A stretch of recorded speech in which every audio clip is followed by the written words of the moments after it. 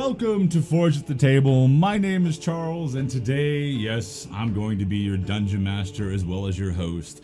And we're going to be playing a little game, beginning a campaign called The MisAdventures of the Grim Company, which, as you can see right in front of you, happens to be set in the wonderful setting of Midgard, created by those fine folks over at Kobold Press, who gave me the rights to go ahead and make this fabulous overlay using their licensed artwork. I have with me today 6 fabulous players. We're going to go around the horn here in a little bit, let them tell you a little bit about themselves and who they're playing today. But before we get to that, let's get some announcements out of the way. First off, if you're brand new to the channel, which I'm sure some of you might be, I think, we are Forge at the Table. We're all about building a community of nerds and geeks and like-minded people who have a passion for this wonderful hobby known as tabletop role-playing games. And we try to fill all of our games with subscribers and followers and folks like you out there that are watching us right now. So all these people you see on screen with me right here are exactly that. They are subscribers, they are followers, they are people that support the channel and all that. So if you want to get involved in some games, go ahead and drop a follow on our channel here on Twitch and go ahead and get involved over there at our Discord, which, as you can see, the good moderator Firehawk just put up a link for you to go do that. Make sure that you let the moderators over on our Discord know who you are and all that. We'll get you all hooked up. Beyond that, stick around tonight. Tune in at 9 p.m. Eastern Time tonight for another premiere episode of a brand new campaign, also set in Midgard, and that is for Hall and Hammer. It's an all-dwarf campaign set in the Iron Crags deep beneath the mountains.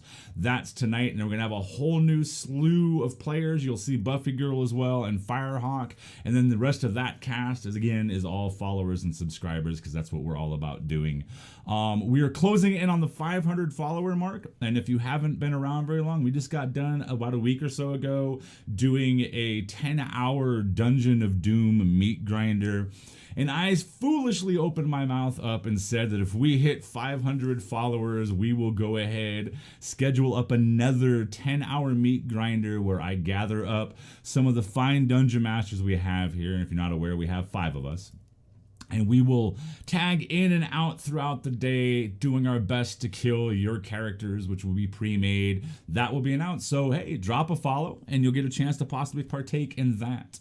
If you're curious as to ways that you can give away your money outside of a subscription, if you look down below in the panels, you'll see ways that you can spend your bits to give bonuses and advantages to these fine players. But honestly, why would you do that? You want to make their life difficult, so you give those advantages, those bonuses to the Dungeon Master, because I am the one who knows how to properly dispose of them. The bonuses and the player characters. So you can go ahead and do that if you want to. It's not required. Just hang out, have some fun with us and all that. There might be a little bit of a voice chat after this. I'm not sure, but there definitely will be a raid. We like to spread the love, so what we're going to do after this, we're going to take all of you lovely people. We're going to find a channel that's playing Dungeons & Dragons or a tabletop role-playing game, and we're going to drop a raid on them and share the love and see how things go with them. So again, tonight, 9 p.m. Eastern Time, is a brand new episode, the first episode of For Hall and Hammer, All Dwarves, and then tomorrow at 5:30 p.m. Eastern Time, tune in for the second episode of the further MisAdventures of the Grim Company, as that band goes out to try and find a long-lost statue and bring it back to the free city of Zobek. Other than that, I don't see any more things that I really need to talk about at this point in time. Oh, there is one thing I will have to do, and I'm going to do that while I send it around the horn to these fine folks. We're going to let them go ahead and tell you guys a little bit about themselves and about who they're playing. We're going to start off with Angel Rose, the player of Swiftpaw.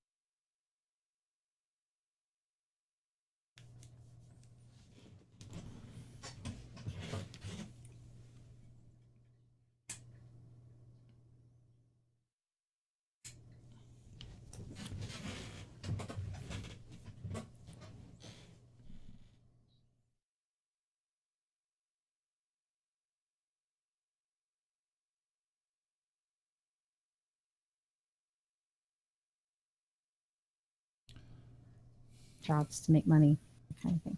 I hate to break the word to you, but yeah, Swarmsy just pointed it out. That guy pointed it out.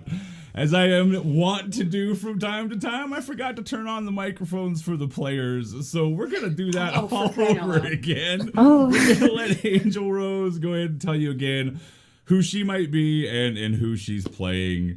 And then we'll move on down the line. Oh, okay. Take two. I've been doing this a while.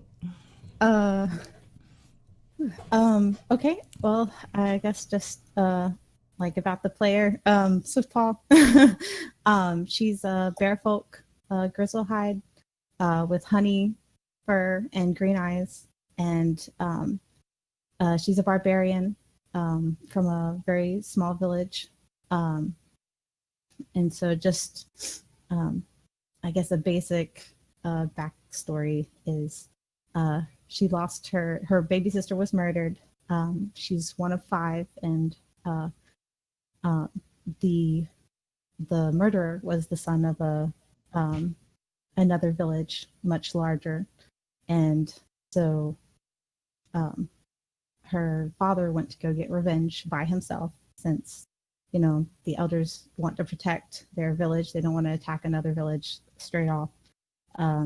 And he gets killed too. So as a cub, she goes raging in to avenge her family. And she's only, she's so young, she's captured. And so to make peace, the other village casts out the murdering son, and then she is cast out. So she has been traveling around looking to avenge her sister, looking for this other bearfolk, once called Nightshade, may have a different name by now. And then she'll return to her village and avenge her father. So at this point, she's a dancing bear guide, and she's just traveling around doing odd jobs, looking for allies, while also on this larger quest, personal quest.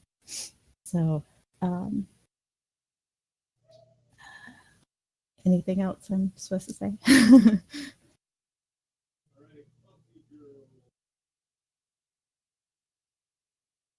You talking, Charles? Oh, man. It's one of them days, man. It's just one of them days. Yes. This is my first stream. Buffy girl, you're up. Save me. I am playing Dragontooth, who is a rat folk. She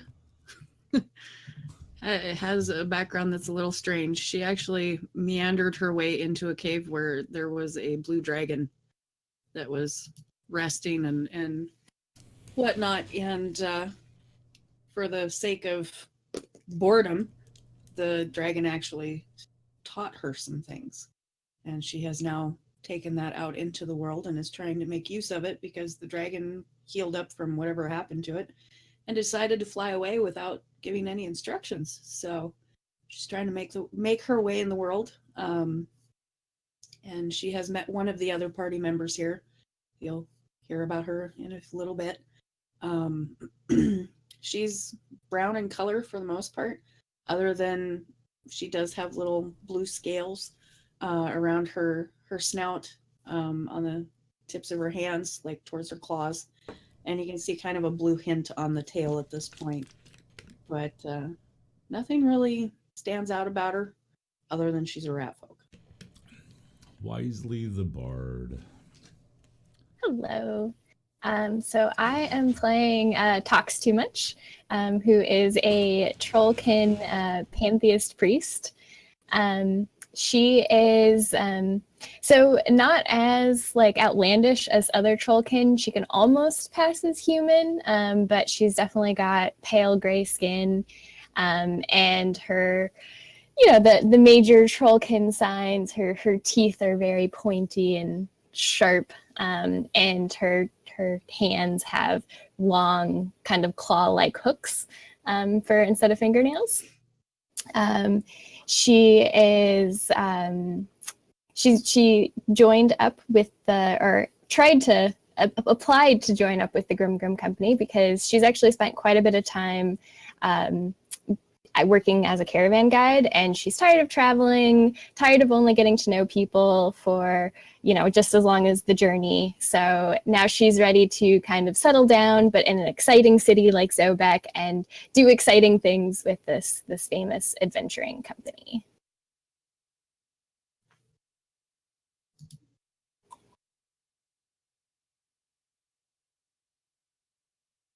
Again with the muted mic. This is one of those days. Dear God, Firehawk, take it away. I am playing Rain Shimmer, the Raven Folk Rogue. She looks like any Raven Folk. She has black feathers and she's very private. She likes her privacy and she likes other people to keep their own privacy. She does not like to get involved in other people's lives. And that's all you're going to find out about her. All right, Subsys Cyber. I'm playing a little kobold named Keto. When he grew up, his family abandoned him at a young age because of the strange occurrences that would occur around him. So he was eventually found by a merchant who taught him how to become a wizard. He's always seen these little strands of light and color all around him, and the wizard taught him how to manipulate those. However, Keto still has a bit of a wild streak in him, so he's a bit like a wild magic sorcerer, but he's learned how to use those skills as a wizard. He's extremely ugly for a kobold. His teeth are not well maintained. He stinks. He just has a strange odor that just permeates off of him wherever he goes. So it's going to be a fun group, I'm sure. And Jackwalk or Jacob. Hi, I am playing Moon Dancer, the Bearfolk Moon Cleric. Bear Dancer is a young bearfolk, only about 16, but he stands about 7 feet tall. He's pure white, like pretty much just like a polar bear. But his backstory is a little bit different. He grew up in the Shadow Realm, just basically kind of like the Upside Down from Stranger Things, but a little bit different. So he grew up there before moving to Zobek a little bit later. And all his life, there's been kind of had this mysterious connection to the moon that may or may not have to do with who he chooses to worship. And beyond that, he also gets visions from time to time, mainly when he dances underneath the full moon, but that may or may not just be a coincidence.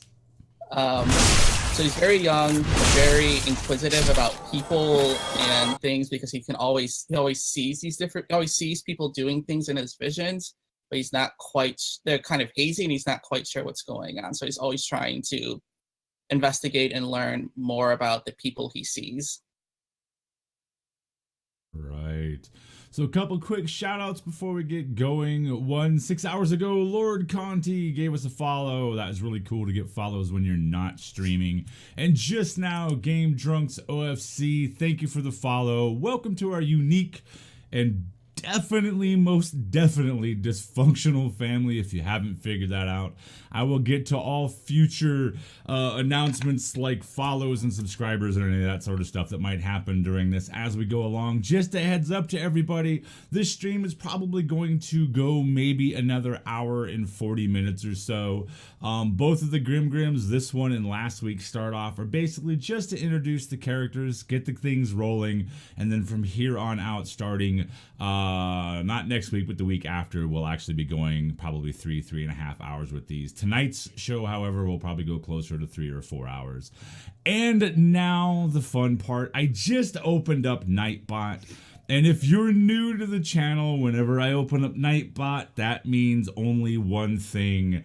That means there is a giveaway going down. So today's giveaway, to celebrate the MisAdventures of the Grim Company, the gnome that helps me out and chooses the dice sets, grab 2 of them. He said something to the effect of Grim. And so I guess 1 set of dice for each of the Grims. So today you're going to get a chance to win not 1, but 2 sets of dice from Tabletop Loot, of course. These are the ones on this side are the Dragon Bone dice, and the ones on the other side are kind of a blue and green, really cool pearlescent finish to them, and they are known as the Mardi Gras dice. If you want to go over to tabletoploot.com and give a look, you can see one of my moderators are probably trying to figure out the link to that website, because I didn't let them know ahead of time that I was doing this. So the way that you're going to win these is you enter this word just 1 time into the chat. Do not enter it more than 1 time. You must be 13 years or older, and you must be a United States citizen. I hate to do that to my Canadian friends just literally north of me by maybe 100 or so miles. And to all you folks outside of the United States, I am so sorry, but man, international shipping is a killer, and to send these out of the US is going to cost me more than the dice actually cost, which in this case didn't cost me anything, because the wonderful people over there at Tabletop Loot are sponsoring this channel from time to time with their stuff. So yeah, all you have to do is do exactly what people are doing right now. Enter the word tabletop 1 time, do it more than once, and you're going to be disqualified. And at the end of today's stream, I will go ahead and draw the winner of both sets of those wonderful and awesome dice. They are super, super cool, really cool. I own the Dragon Bone ones, and I didn't want to give away the Mardi Gras ones, but I'm a nice guy, so we'll go with it. So, anyways, let's kick this thing off. We're going to basically spend the next hour and a half kind of doing a little bit of role play and introduce these characters so you guys can get a chance to get to know them a little bit better. And we are going to have some fun, and then we will kick off and go get ready for tonight's game. So you have all, at some time in the past year, petitioned for entry into the Grim Company, both a notorious and famous adventuring company that is based out of many different locations within Midgard. This particular branch is located in the free city of Zobek at the crossroads of Midgard. You are all more or less from this general area in the past several weeks or months. At some point in the past 3 weeks, you each received a summons to report to the company's branch headquarters in Zobek, a small 3-story inn known as the Hook and Nail. You are all more or less or somewhat familiar with the establishment and know that it is ran by a rather colorful character named Granny Talbot. You have all converged upon the date of the summons and are gathered within the small tap room of the inn. As you all entered into the Hook and Nail, into the small, roughly 40-foot by 40-foot tap room that has nothing but a few tables and empty chairs set around it, you noticed that you were all greeted by a rather large and beastly individual known as Tallow One Tusk, a half-orc of some immense size. And as each of you entered in, he did nothing more than greet you not all too warmly, took from you the piece of parchment that you received, your summons, pointed, grunted, and had you seated at a small table. So you all find yourselves gathered around this one small table, and it's nothing more than an afternoon back porch coffee table or cocktail table. It's not something where you would expect to find yourselves seated so tightly together, especially with trollkin and bear folk amongst you.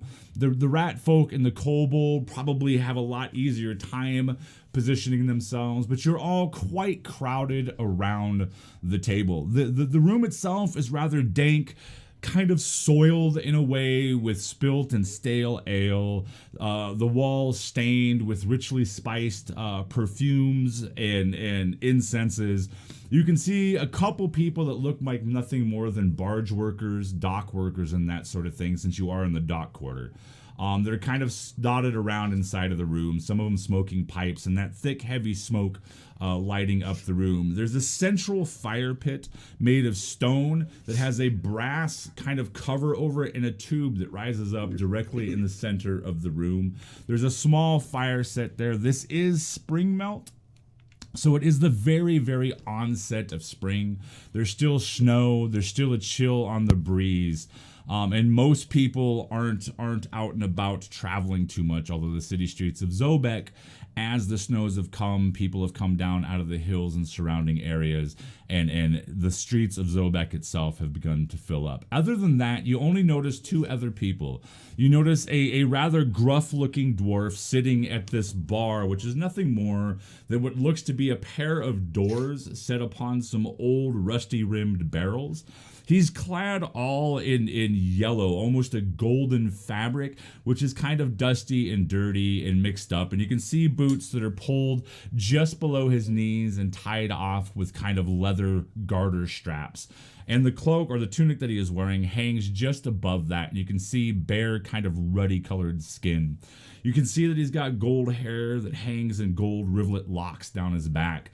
And he sits there broad-shouldered, and he seems to be enjoying some kind of conversation with Tallow. The only other figure in here that kind of catches your attention is a rat type folk that is sitting off in one corner. You can see that he's got one giant kind of mug full of liquid, and as it sloshes back and forth, you can see bits and chunks of matter that fall out the sides of it and down onto the table. He seems to be having a conversation as well, but you don't see anybody near him. You're all gathered at the table.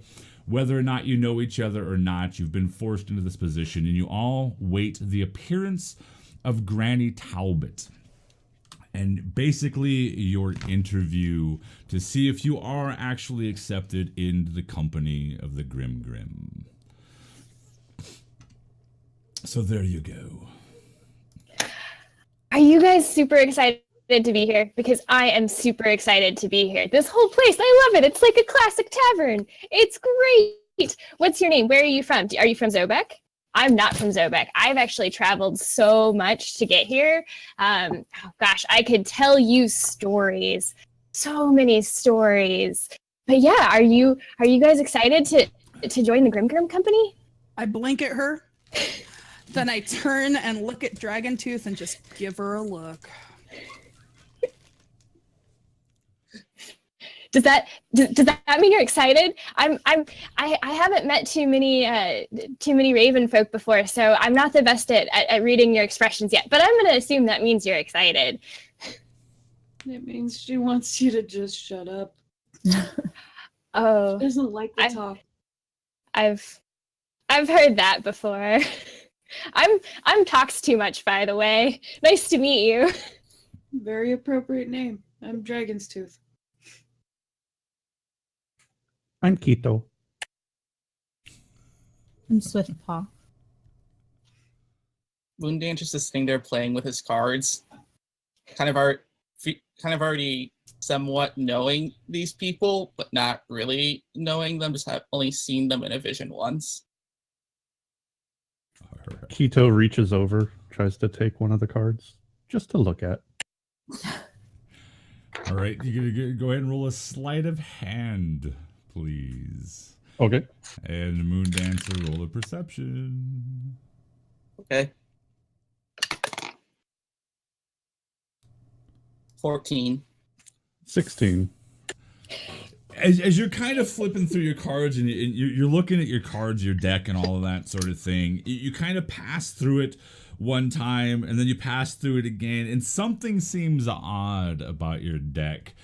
It's something odd that just recently seems to have happened to it, and you kind of look down and stare a little bit harder, but you can't quite place your finger exactly on it. And as you shift through the deck, it appears that one of the cards is no longer in the deck.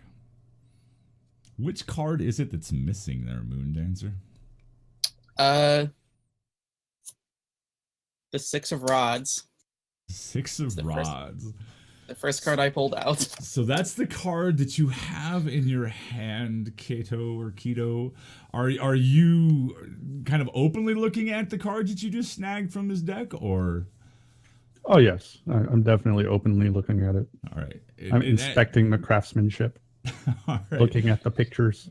And as you're sitting there looking at it, you kind of kind of look around a little bit, Moondancer, and you notice that the kobold sitting just off to your right-hand side is indeed holding and looking at that card.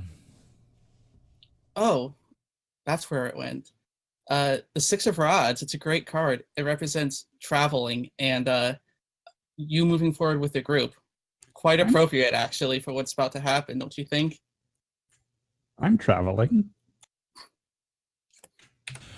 And as you are all sitting there gathered, and Moondancer and Keto seem to be hitting off a solid friendship, a large pitcher-like apparatus, maybe standing 18 inches tall and about 12 inches at the very, very top, slides in between Dragontooth and Talks Too Much, and comes to rest with a loud thunk on the table. The liquid inside kind of sour and acrid, not acrid to the point of something rotted, but acrid definitely to the point of something strong and almost toxic levels of alcohol. As the liquid sloshes over the side, it for the most part appears to be a clear liquid, and you can see chunks of vegetable matter, fruits, and other things that look oddly enough either like jerky or maybe well-worn leather. A very long snout with broken buck teeth sticks its head in between you. It has a small bowler hat set upon its head where its ears stick out. Both of its long, kind of thin ears are tapered off as if they've been gnawed on or bitten off during a fight. The creature that sticks his nose in has whiskers off of it, and you notice that he has a patch across his left eye. He sticks his nose in. "Aye, boyos, it's good to see some new blood around here. They call me Scratches. I just wanted to come over and offer a drink to you and welcome you to the Grim, even though you're not quite there." And you all notice immediately, you've heard tales and rumors that members of the Grim are marked in some fashion, either by ink or what some call a coin, by burn, or by blood. This individual on his sloped, dark-furred forehead, you see one patch maybe 2 inches across and 1.5 inches wide where it's bare, and it appears that he chose the coin method because sticking out, bulging from his skull, is that image of a Cheshire grin, a Cheshire cat's grin, which has become known as the icon or the symbol of the Grim Company. And it's there, plain as day, plain to see, obviously something that if he regrets, he doesn't let it on at this point, because it does indeed look to be like the hair that would cover it has been shaved. Like he keeps it proudly displayed for all to see. He leans in with his elbow, placing it on the table, squarely looks at Dragontooth. "Aye, what's a fine lass like you doing joining the Grim? I know places where you could probably make far more coin at far less risk. What say ya?" It's not about the coin. Kind of just wanting to find other people who might know some things. "Well, boyo, I can tell you where there's other people. I can show you other people. What say you and me?" Dragons? What was that? That have been trained by dragons? Why in the 9 hells would you want to be trained by a dragon? Dragons are more apt to eat us wee folk than they are to train us.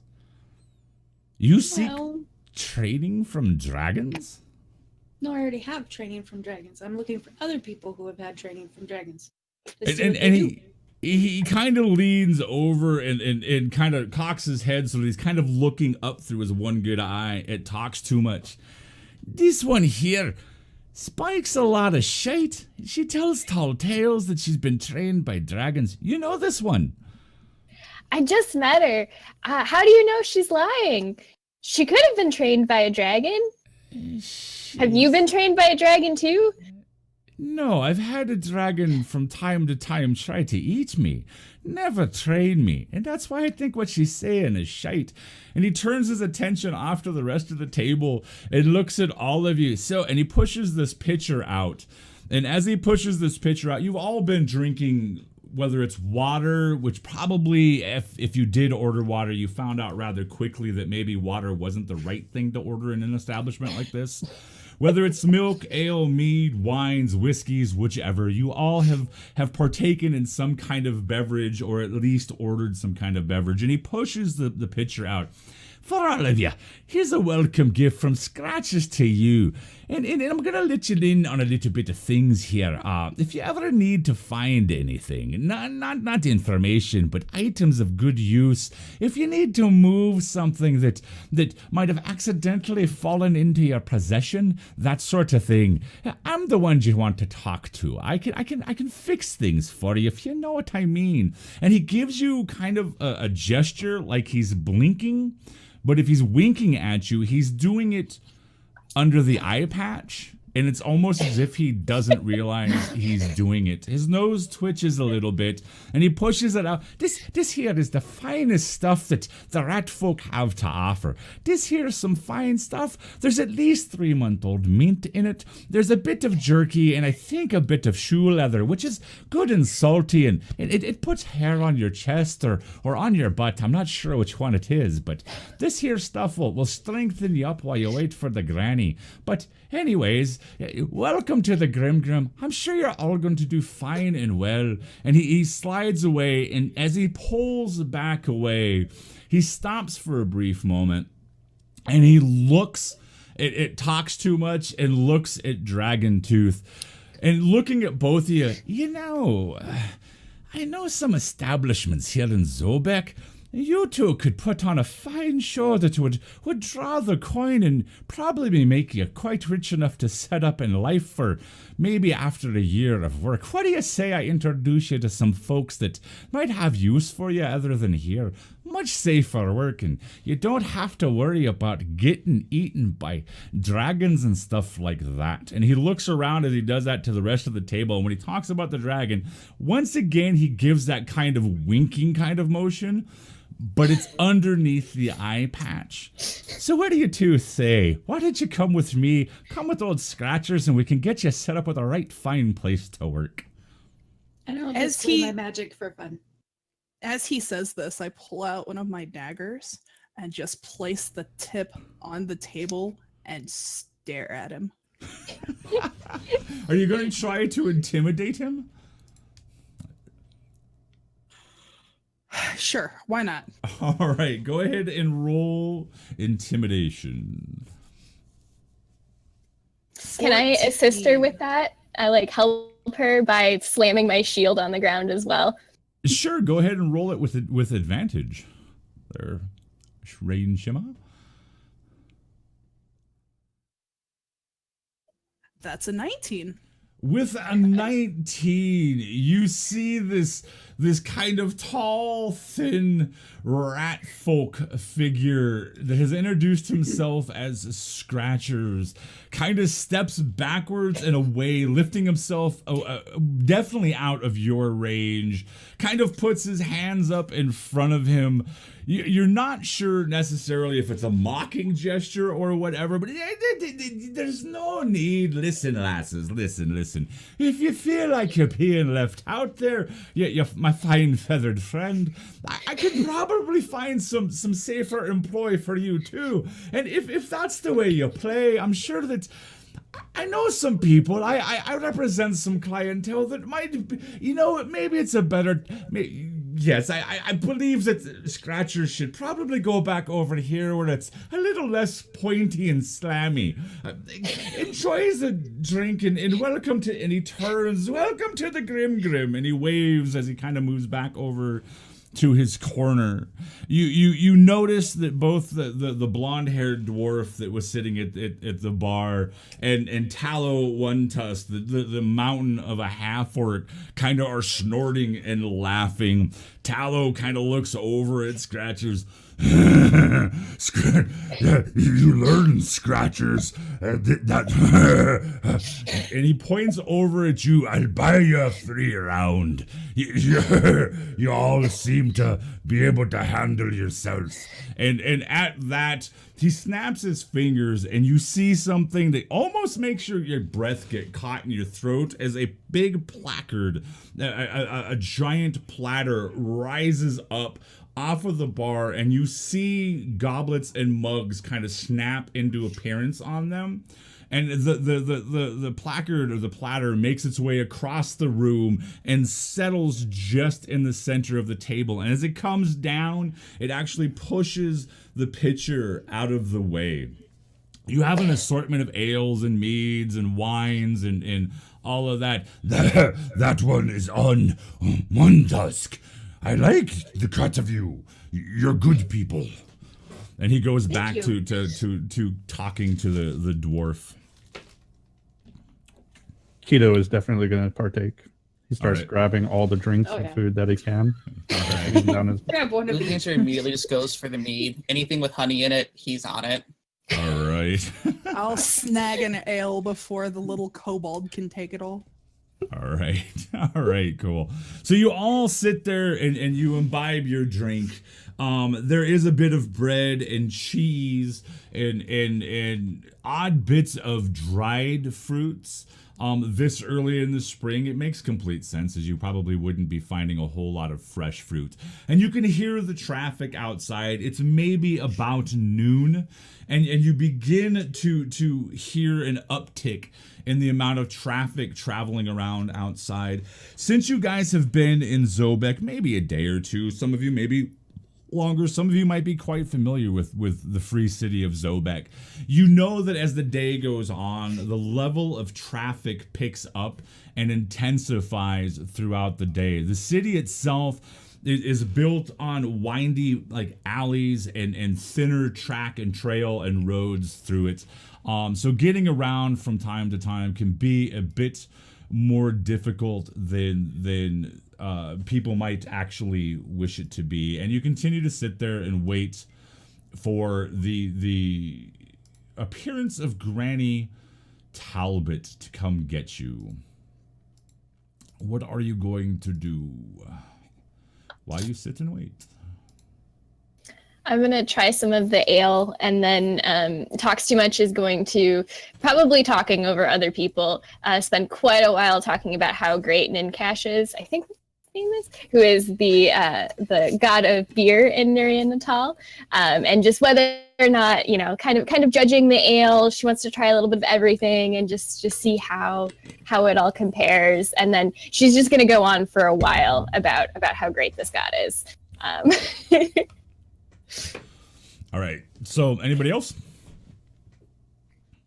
After about another roughly half hour to 45 minutes, you see a great arched wooden doorway, door appear in the wall just off to the right of the shabbily created and crafted bar. This door is immaculate. It is of a deep reddish brown wood, carved to look like trees rising up in a fruit grove. You can see a moon rising behind it and stars that actually twinkle as if carved from silver or stardust themselves. As you sit there and you look at it, you notice the moon does indeed kind of rise up, and it's a quarter moon.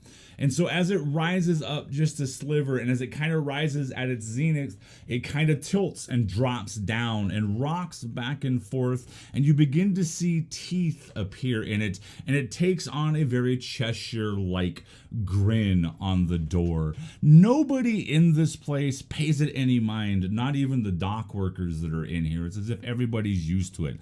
But this door belies something odd, because the door looks to be of more value than everything else in this tap room, including the hand-hammered copper stovepipe that goes up through the center of the building. The door swings open with nary a sound. You hear maybe a whooshing or a sliding of metal on metal, and a tall, stooped-over figure appears, walking on a rather hard, thickly carved carved cane coming out, and as he moves out, he's dressed in what you would expect to see a butler dressed in. He has a coat with tails, tight-fitting pants, obviously well-tailored. If anything, they were tailored, however, probably sometime about 100 years ago, because they are very well worn. You almost expect to see, wait, no, you do see a moth come out from the double breast of the coat and wrap itself around. It flutters up a little bit. He looks down at it, and you think you see his mouth move, and the moth goes back into a hole inside of the coat. Yeah. And he raises his face up, a very finely chiseled, long face, impossibly long, with a bit of a scraggly goatee, maybe 5 or 6 to 7 inch long, thick, wiry strands of hair that he constantly seems to be doing this because they're twisted together into a very shabby braid. You 6 follow me. Granny is waiting. Come now. And he taps the cane on the floor kind of impatiently. Come now, I did not stutter, your ears did not flap, follow me. And he turns around, and as he turns, he kind of half steps it, like puts his foot down, shifts a little bit, turns a little bit, puts another foot down. And as he's doing this, at almost every point, you expect to see him totter and fall over because his whole body is shaking, the cane is shaking, and he casts a glance back over. Well, come on, she's not quite well. She probably would wait all day, but don't keep her waiting. She's old. She might be gone shortly. And you hear kind of a snort and a chuckle come out of Tallow as he leads you down into a hallway. Are you going to jump off and follow this elderly gentleman, or? Oh yeah, I'm scrambling over my chair, bench, or whatever it is, and getting over there as quick as possible. All right. I'm going to be sure to bring a drink. Okay. I will follow my friend Dragon Tooth. Following, just making sure I grabbed all my cards, got my one back from Keto. Okay. All right, so you all hop off and follow after this old figure. He leads you down. Like when you first came to the Hook and Nail, the building itself is maybe 60 feet across and squared off almost perfectly, if not shifted and leaning a little bit. And there's three stories that rise up off of it. So it reaches about 40 feet into the air. And at the very top of it, it seems like it almost goes up and thins. And it almost feels like the top of it leans just a little bit, which isn't too uncommon in Zobek. But the hallway he leads you down seems to go exceedingly further than it possibly should. So go ahead and roll me a perception check, and we'll start with Swiftpaw.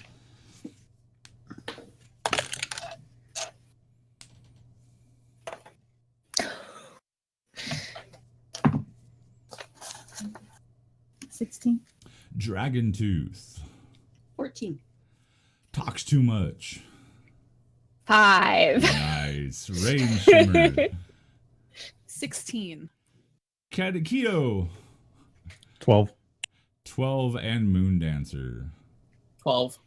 So everybody except for Talks Too Much. Whether it could be the fact that maybe Talks Too Much is lost looking at things to talk about in the future, but she doesn't seem to see it. But everybody else notices that indeed this hallway seems to be impossibly long, to the point that you might actually begin to count your steps.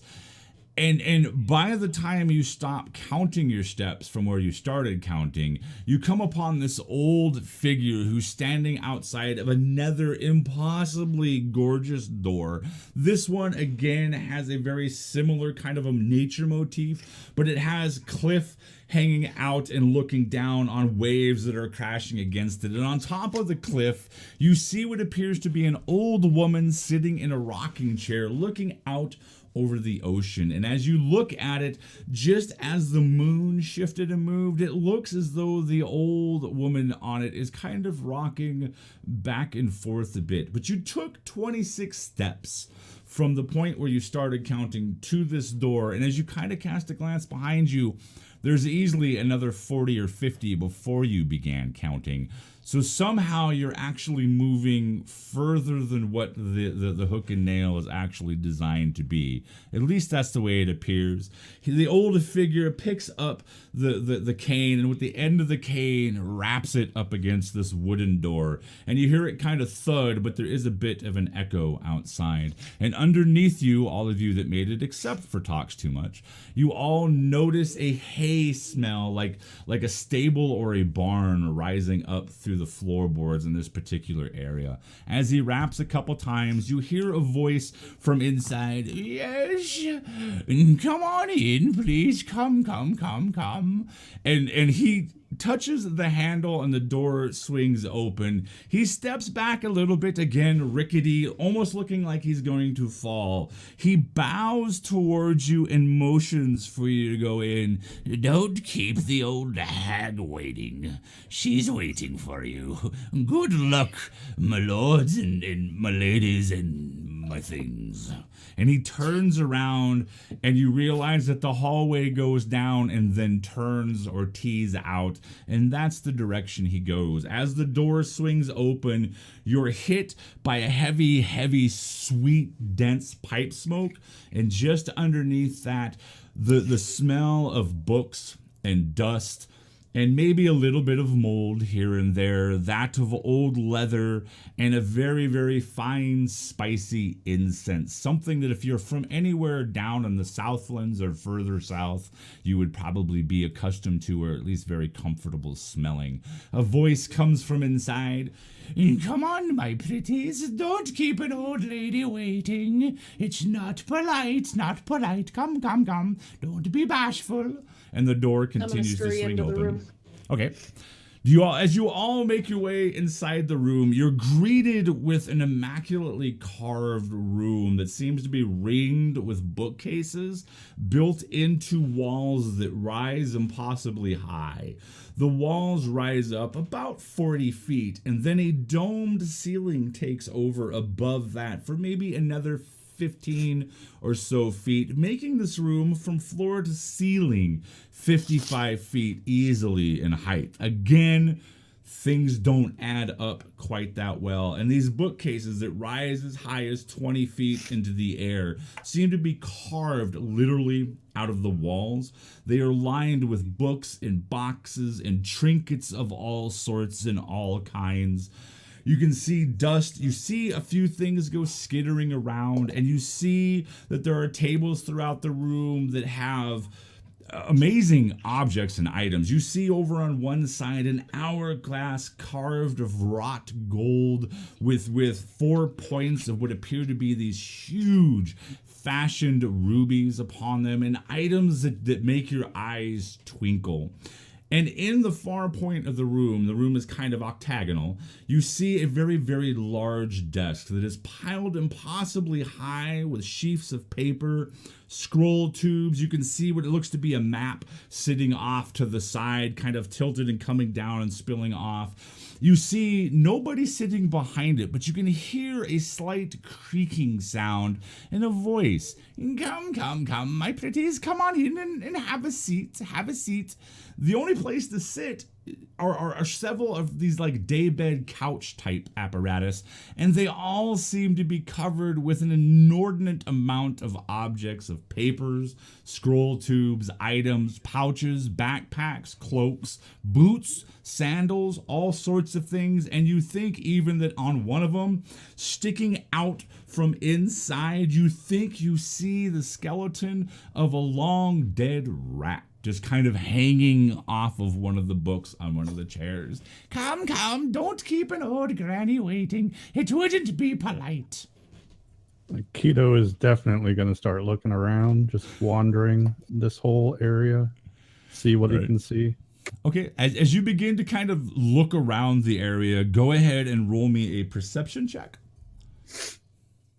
Moondancer's just looking at the ceiling, he suspects that something magical is going on, but he doesn't know. So he's just kind of like staring in awe about how this big of a space fits within the tavern. Okay.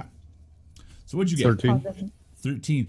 As you look around, you begin to notice on like the edges and some of the shelves and stuff like that of the bookcases, and around the a few exposed areas on not only the desk but the tables and stuff throughout here, and even on one of the carved what appears to be like a reptilian kind of a head of one of the couches, you notice little small finely inlaid runes. Go ahead and roll me an Arcana. While he's looking around, I'm gonna walk straight towards the voice. All right. So what'd you get on the Arcana? 24. 24. You see runes that are runes of protection.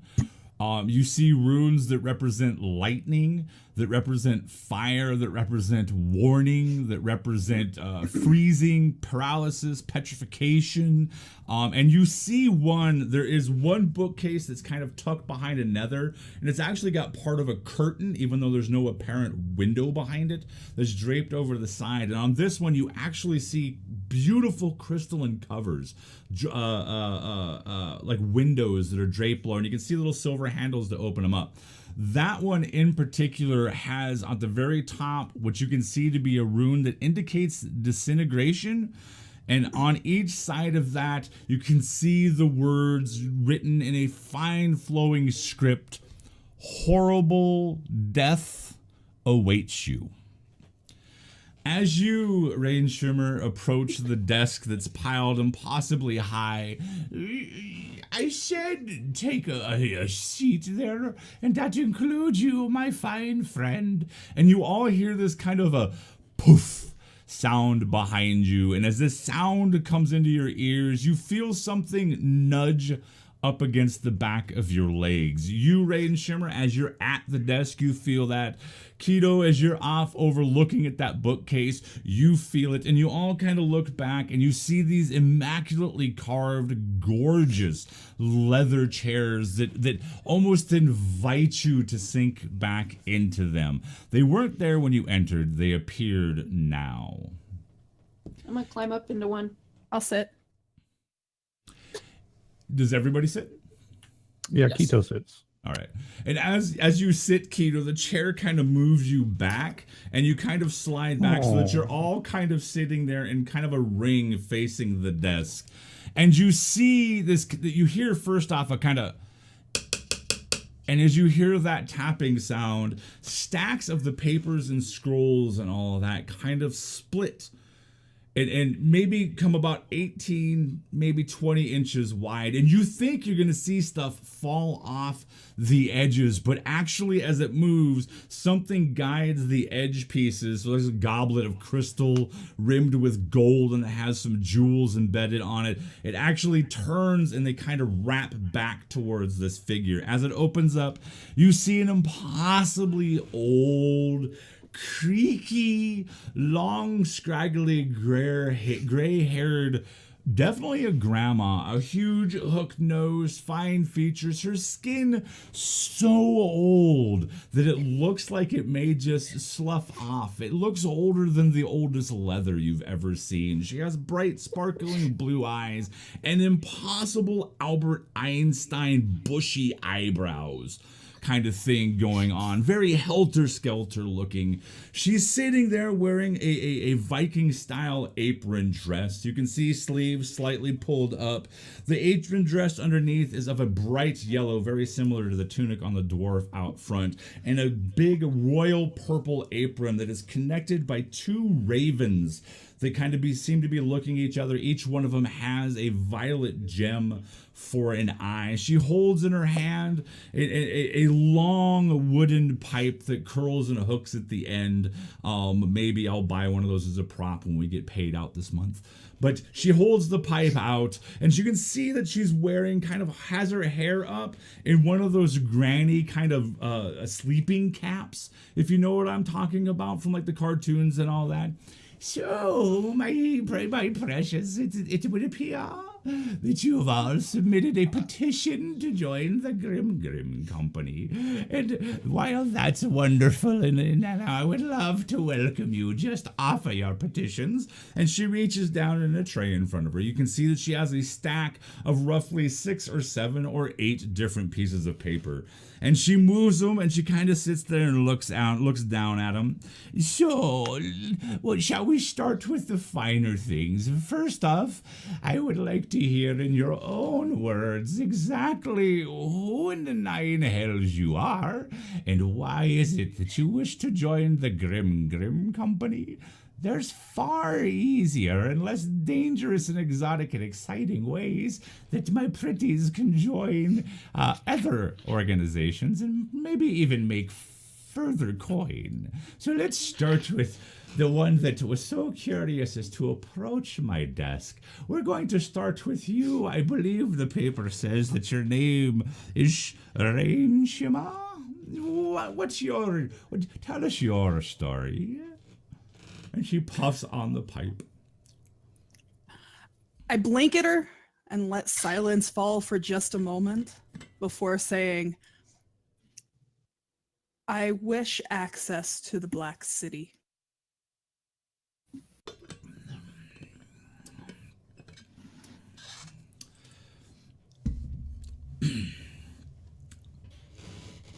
She sits there, puffs on the pipe a couple more times.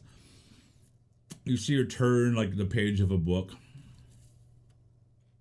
Oh, sure. Is that honestly the only reason? That's my reason at this moment.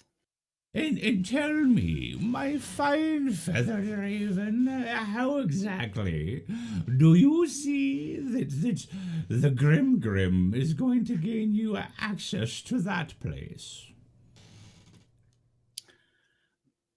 Grim has branches in many places, do they not? Yes. One of those being the Black City. So then why didn't you petition that branch for entrance? Why is it that you come to the city of Zobek? You come to Granny's small little establishment, a little nook out of the way, and you seek employment here rather than where it is you wish to go. Makes sense to me that if you would have just applied there, that you would have been able to be there already. Or do I sense something underneath those feathers?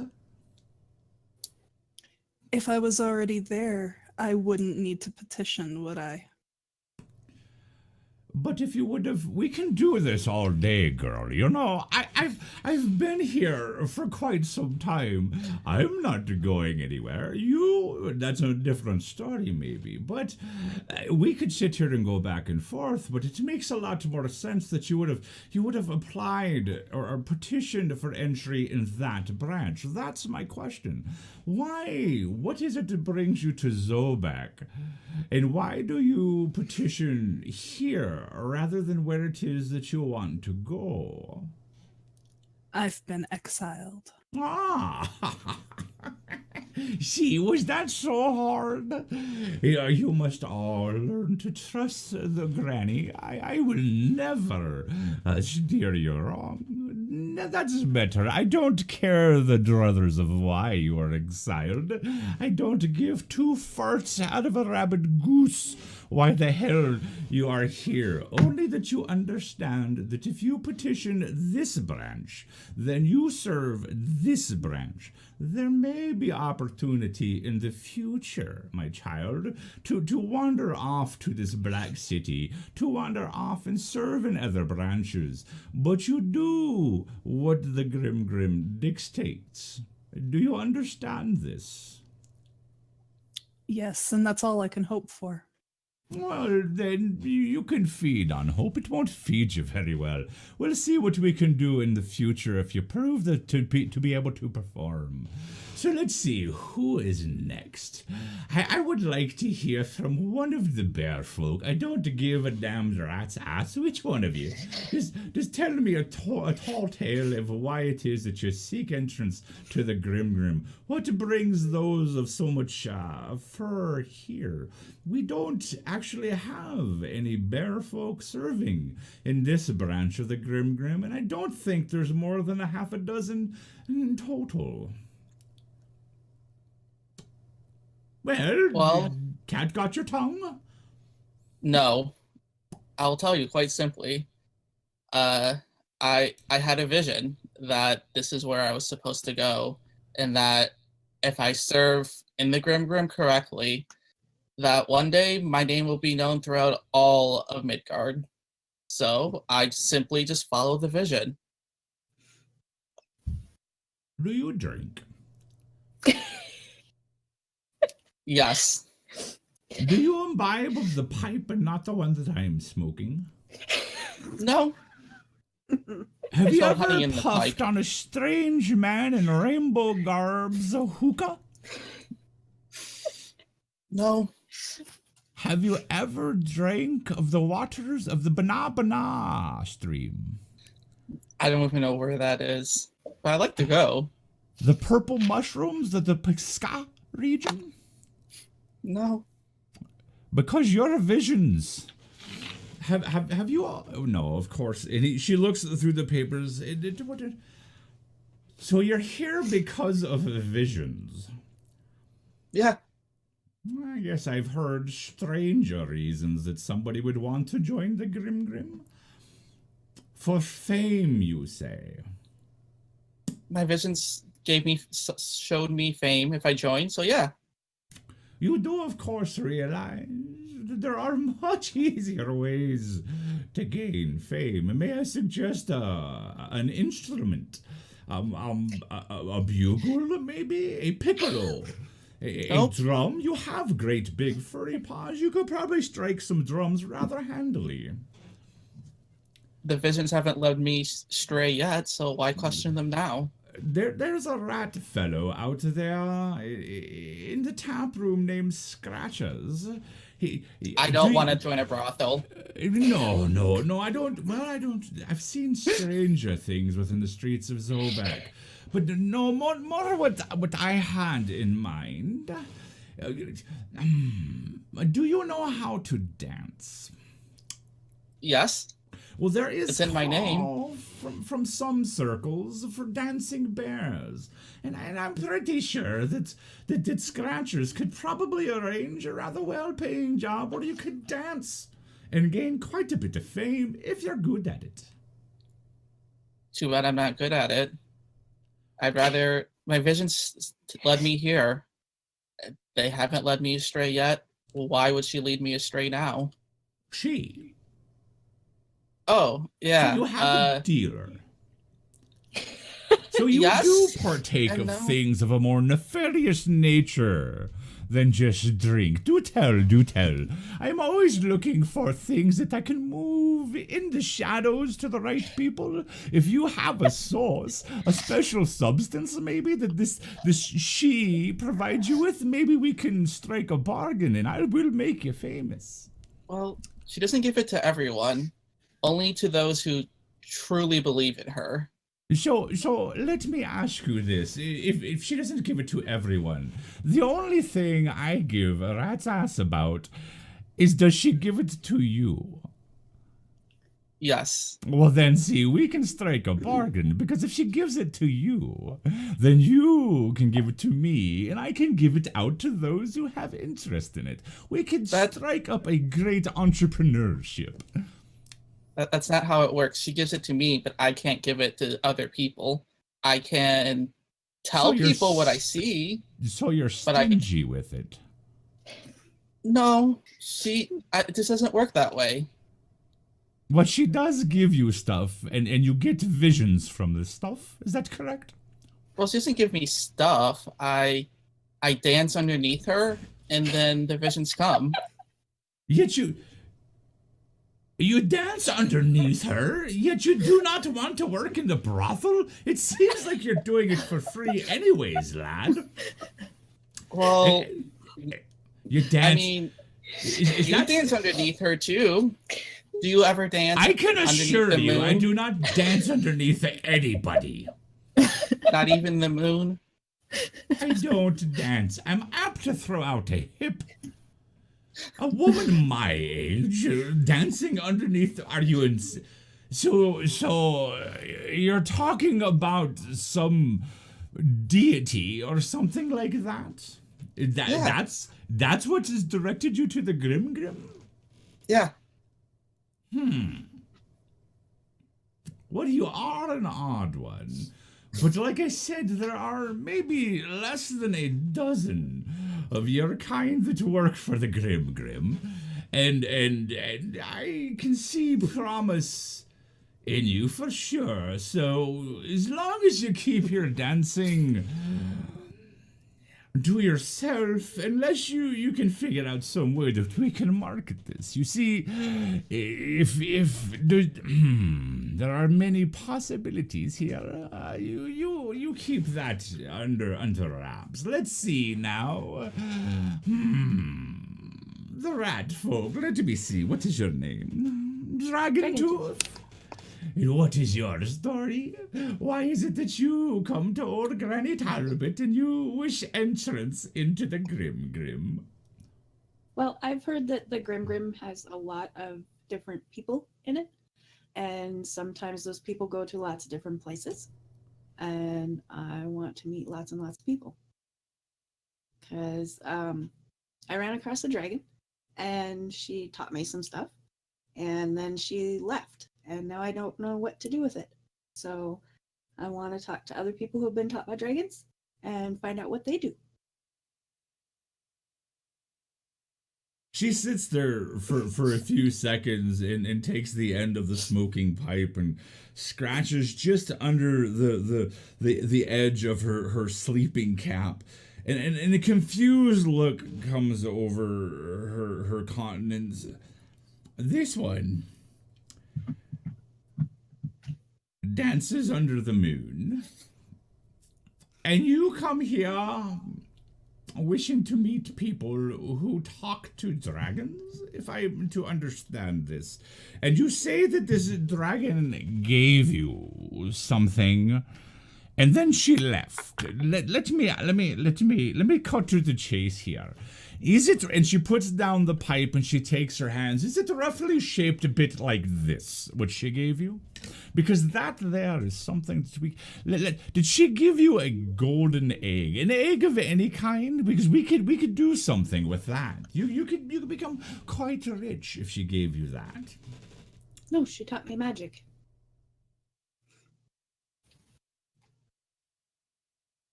A dragon taught dragon magic to a farkin rat? Yes. She was very bored. I get quite bored as well, but I'm not about to start teaching rats how to cast spells. So you're telling me, lass, that you're a wizard? Yes. Well, show me. What? Just kind of looking around the room. Don't blow anything up. A simple cantrip. I'm trying to decide what I can show you because most of my stuff either knocks things over, lights it on fire.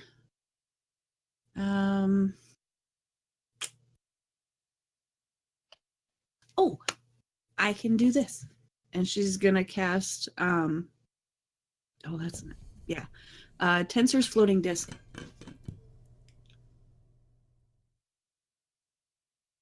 Are you gonna get up on the disc or anything? Do anything with it special?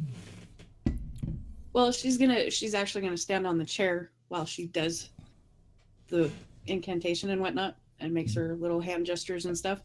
And then she's gonna make it appear right in front of her and then she's gonna step on it. All right. So you all see Dragontooth begin to make some strange, odd hand gestures. Oops. Some strange, odd hand gestures. And begin to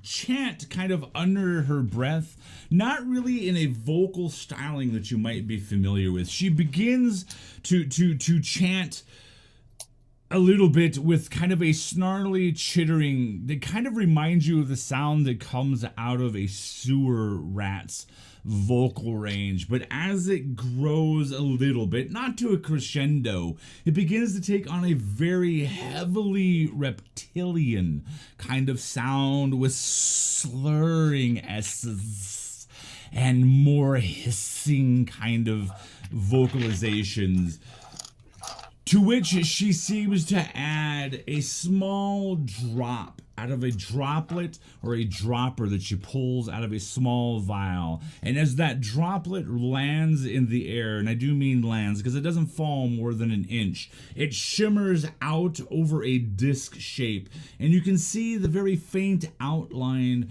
and then Dragontooth steps up and onto this disc-like object and proceeds to just float in the air. You can see Granny Talbot, though, stoically sitting behind her desk.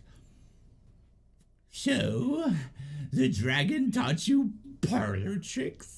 I guess that's a place to start for one of you, for a rat folk. And I guess that it will serve you well, because at least you can carry what it is that we will probably send you out to retrieve. So you have talents. I trust you have more than just floating discs that you can do. Yeah, like I said, I just didn't want to start your papers and stuff on fire or knock over a bunch of your stuff. So Well, I appreciate yeah, I got other that. stuff. I appreciate that. That is well enough. So you wish to meet strange and exotic people that have talked to dragons. Let me see. I can't remember any off. Well, there was Odd Thomas.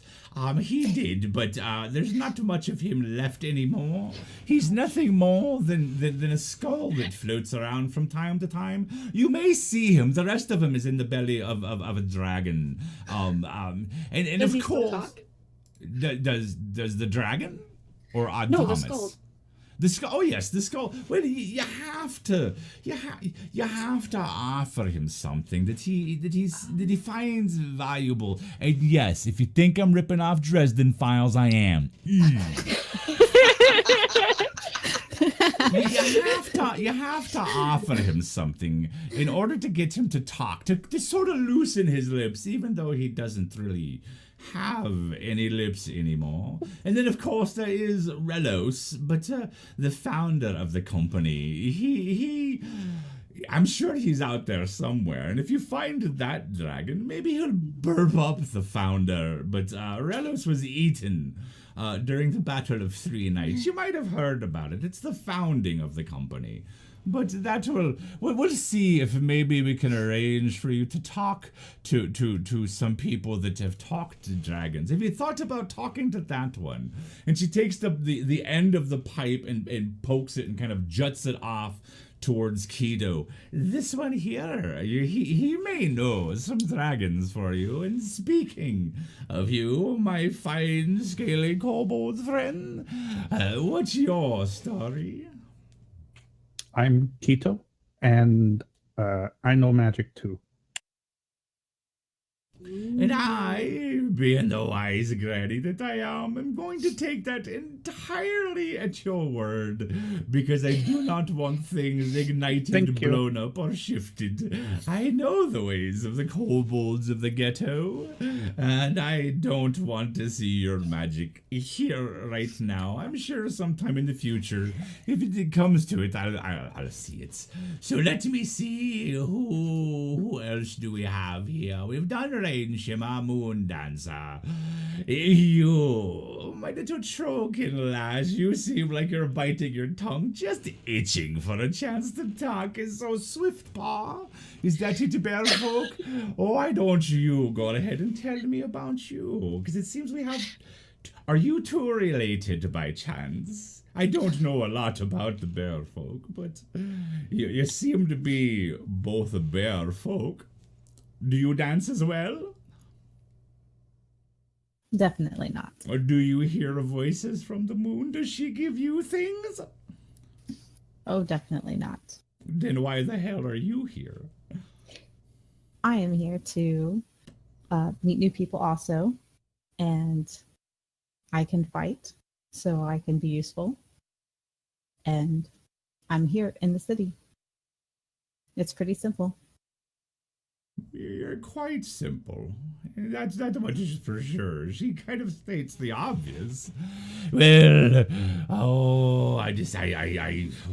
oh well, fine. It be it. That's the tale. So, Trollkin, you've been sitting there since we've started, biting your tongue, just vibrating and wanting to talk and tell everybody your tale. So what exactly is it that brings one of your kind, who we have more than a dozen in service already? What is it that brings you to the Grim, to Granny's doorstep? Is it adventure, fame? Do things in the sky talk to you as well? Do you smoke on silly hookahs? Do you eat mushrooms from gardens that you shouldn't? Well, that sounds super interesting. And you have a lot of trollkin here? Not here. The company employs a good dozen and a half. Okay. Well, that's cool. I haven't really grown up around many trollkin, so it would be cool to meet more people like me. And I just have to say, this place is so impressive. It's a lovely place you have here. I'm so impressed. You know what? It reminds me of the temple that I grew up in, just with all these books and that massive ceiling. And it is so neat. But anyway, where was I? Oh yeah, why I'm here. Well, so I have been traveling and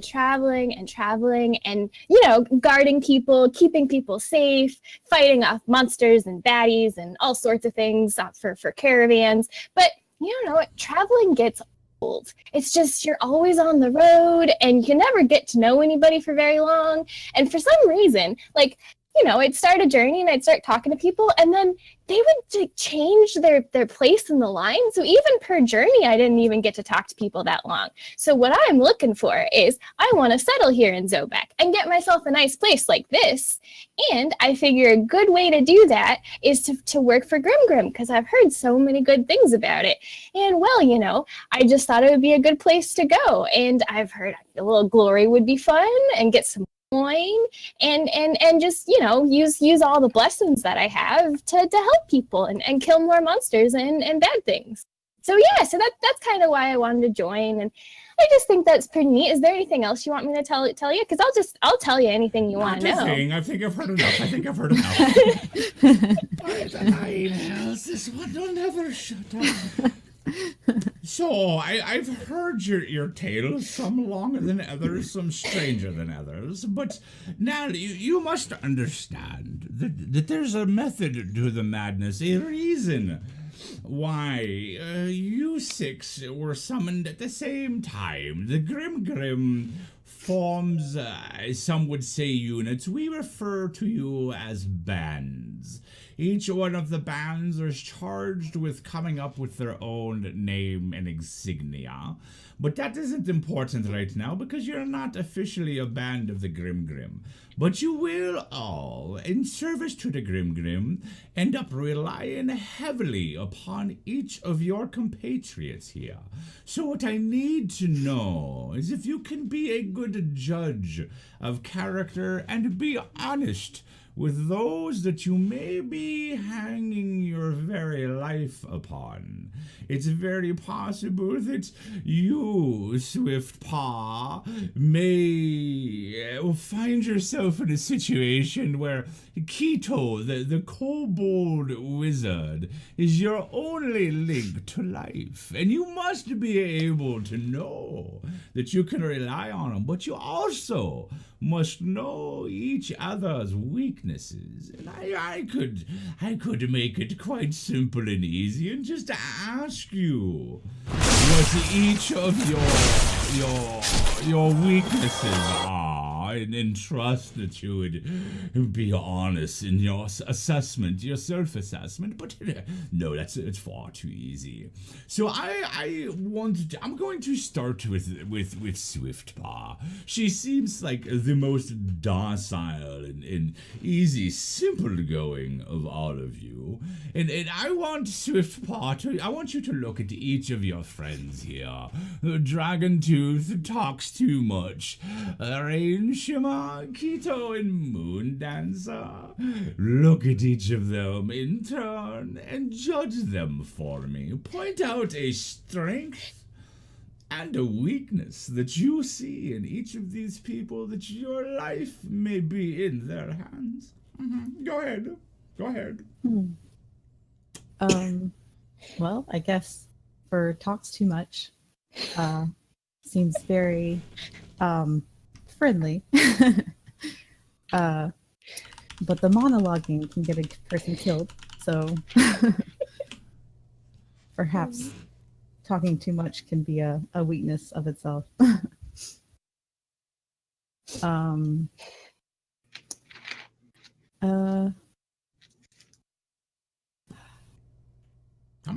now. Oh, do me. Oh, Keto. Keto seems very also man of few words. And he knows magic, so that's a strength.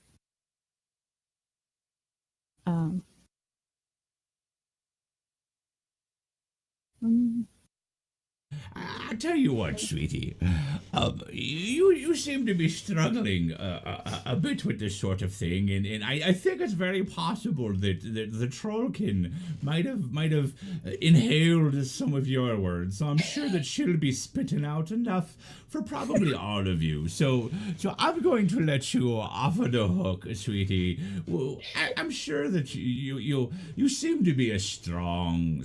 Well, you're a giant bear, so that will help, and I'm sure that'll come in handy. So I'm just going to move over and go down the line. Dragon Tooth, go ahead and look at your compatriots. Do me a favor and pick two of them and tell me a weakness and a strength about them. Let's see here. For the other bear, Moon Dancer. If he gets visions on a regular basis or a reliable basis, it would be nice to be warned if there's bad things coming. On the other side of things, he seems a little bit naive and untrained, so that might be a problem. Let's see here. And of course, there's Rain Shimmer. She's very focused and alert, but she doesn't like to talk. So sometimes she forgets to warn you that there's things coming.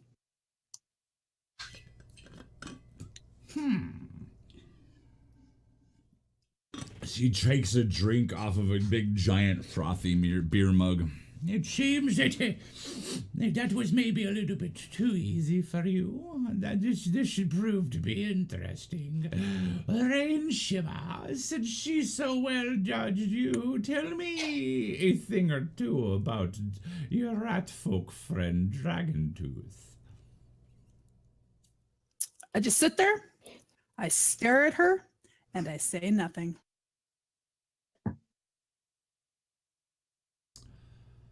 You know, if you wish our help in entering this city that you want to go to, my pretty, you may want to play along a little bit, because your life is going to be in each other's hands, and from time to time, it may very well wind up in mine. I asked I'm going to have my once, disc go behind Rain Shimmer, and I'm going to pull on her feathers from the back. All right.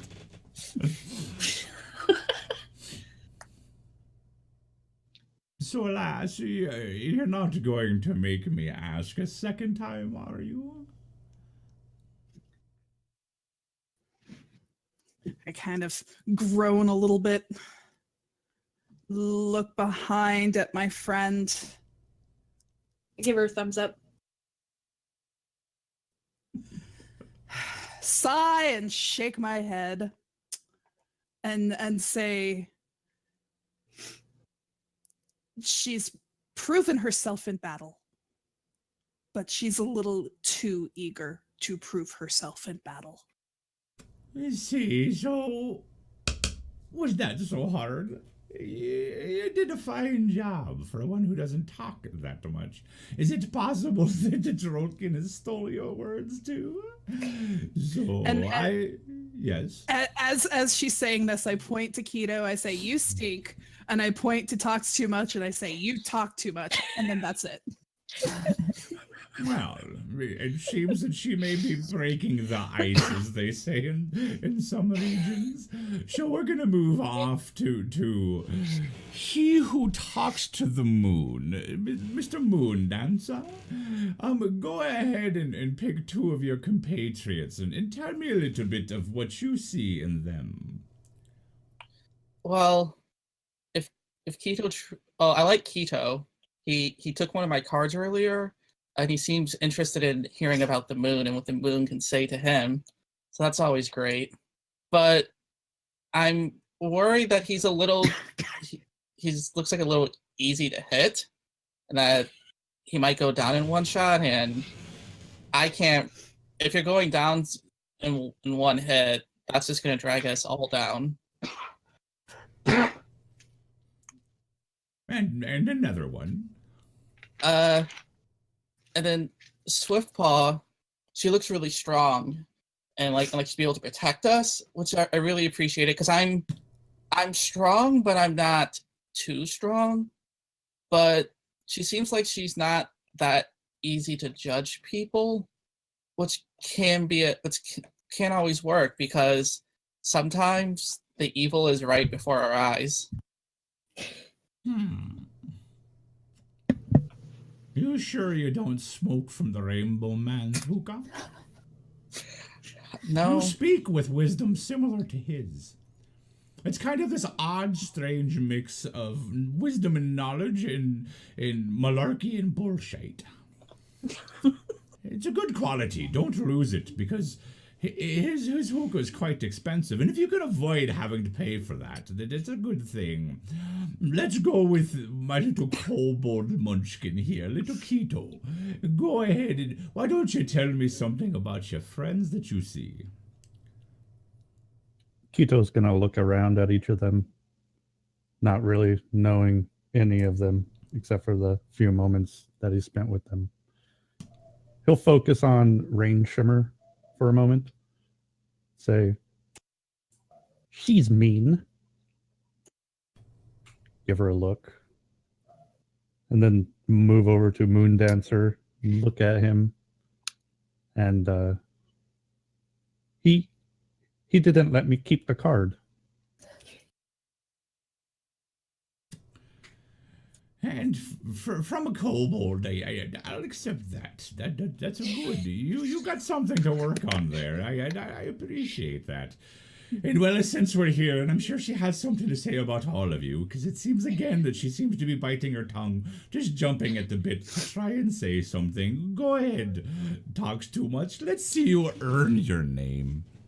Well, I just want to say something to you, because I don't like this thing at all. I don't think we should be focusing on our weaknesses. I think all of these people are wonderful. I mean, I've only known them a few moments, but I can't think of a single bad thing to say about these folks. They just seem so great. They seem so strong and curious and smart, and I don't know why you would ask us to say bad things about each other. It just does not seem like part of a team at all. I think you need to be more positive, miss. I release a really long sigh. You're kidding. Keto right? nods in agreement.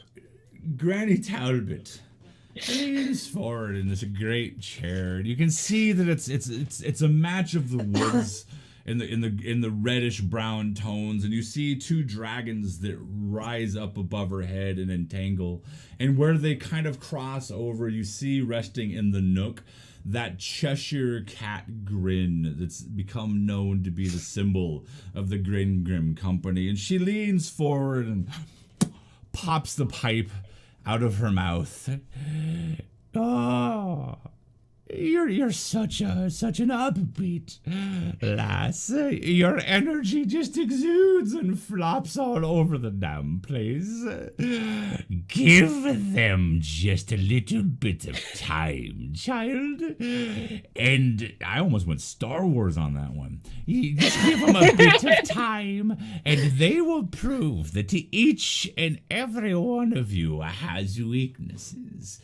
And you'll learn that those weaknesses you'll have to overcome. You sit there and you shake your head. I've been around for a long time. I've stood at the feet of gods. I've stood and fought dragons. I was there when Relos was swallowed and gobbled up. And you sit there and act like everything's bunny rabbits and lily pads and flowers blooming in valleys. You've got a lot to learn. And the Grim Company will be happy to teach you this. So I have one more question. You will all, upon completion of a simple task, a little retrieval for a client, if you successfully do this, you will be given entrance into the Grim Company.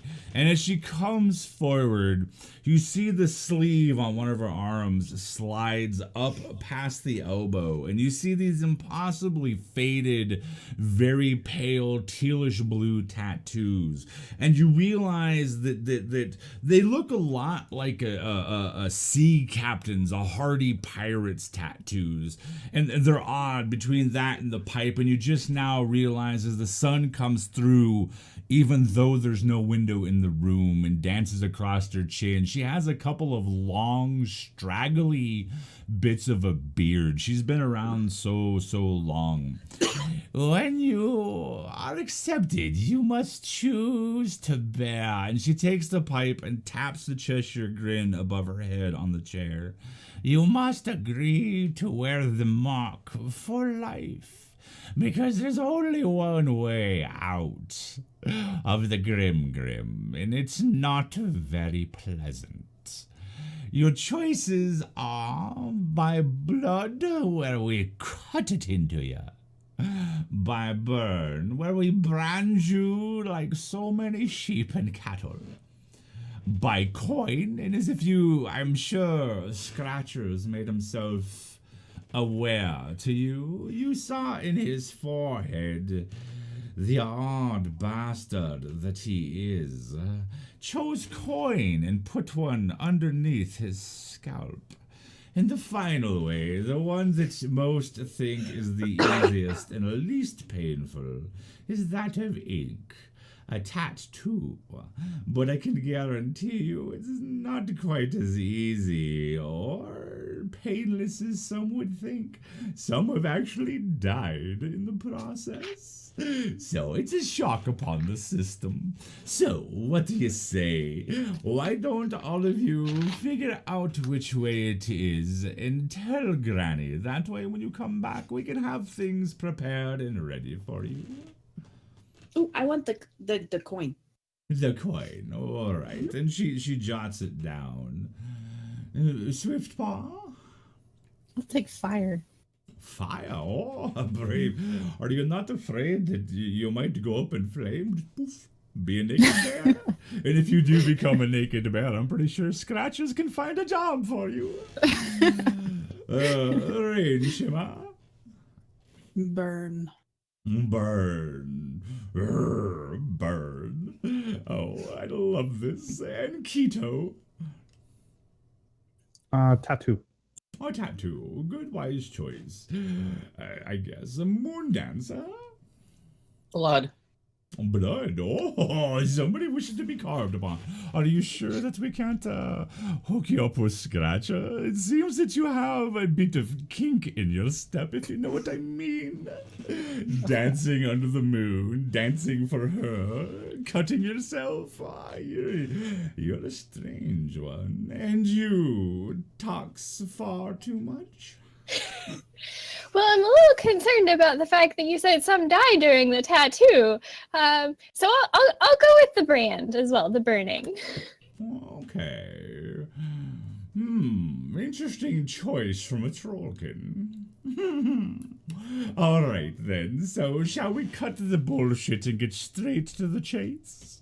The reason why you've been brought here is something we will find out right after this little break we're about to take. Thank you all for hanging out with us today. We're going to take a quick 5-minute break, step aside, refresh the drinks and all of that sort of thing.